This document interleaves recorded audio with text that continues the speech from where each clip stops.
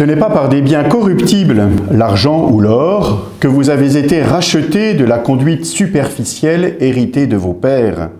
C'est par un sang précieux, celui d'un agneau sans défaut et sans tache, le Christ. Ainsi s'exprime l'apôtre Pierre dans sa lettre, dont nous venons d'entendre un extrait. Je voudrais de ces propos tirer deux enseignements. Le premier sur la place de l'économie dans notre vie et le second sur le don de Dieu.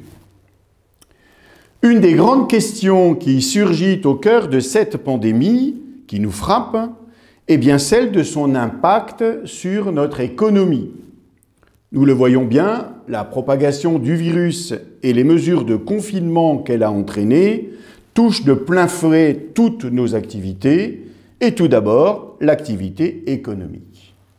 Malheureusement, toutes les solutions d'assistance, d'exonération de charges, de soutien financier ne pourront empêcher cette fragilité périlleuse qui atteint directement bon nombre de structures. Or, au-delà des structures, ce sont des personnes qui sont concernées. Mais en même temps, nous savons que la vie humaine ne se résume pas à sa dimension économique.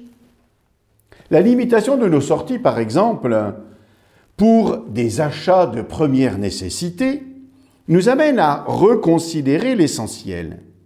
Qu'est-ce qui est de première nécessité ? Ainsi, les fleurs n'ont aucune utilité apparente, mais elles expriment l'affection, la tendresse, la sympathie. Elles viennent démontrer que notre vie n'est pas simplement dans l'utile, voire l'utilitaire, mais que la gratuité en est un élément constitutif.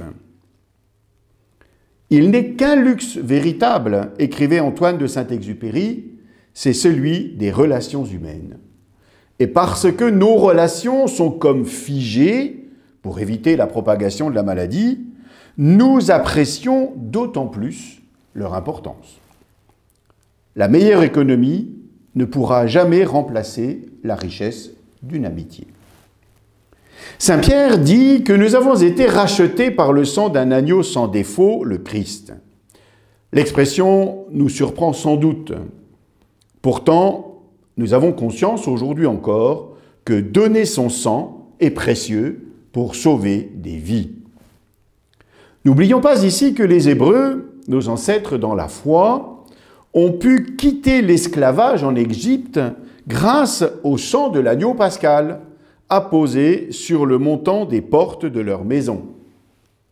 Le Christ Jésus, dont le sang a coulé sur le bois de la croix, est celui qui, par le don de sa vie, sauve la nôtre, c'est-à-dire lui donne sens. Il l'arrache à la mort, il la fait passer en Dieu. Par l'Eucharistie, le sang du Christ coule spirituellement en nous. Et si nous sommes du même sang, nous vivons alors de la même manière. Dieu se fait homme pour que l'homme devienne Dieu, disait un adage ancien. Et le don de Dieu se concrétise par notre propre don en retour. Il lui confère sa plénitude, le développe, et c'est le sens de cette petite goutte d'eau ajoutée dans le calice au moment de l'offertoire. « Ô doux miracle de nos mains vides », écrit Paul Claudel, conscient que nous donnons bien plus que nous ne possédons. Cette gratuité entraîne notre émerveillement et notre espérance.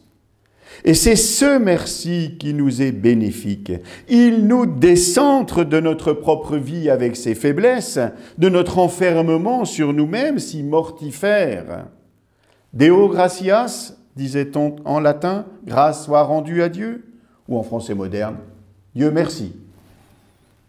Ainsi, le confinement que nous vivons ne doit pas être un enfermement sur nous-mêmes, mais un moment de retrait durant lequel nous apprécions le bienfait de la gratuité dans le don que Dieu nous fait et dans nos propres relations à nos frères et nos sœurs. Gratuité pour laquelle nous rendons grâce. Alléluia.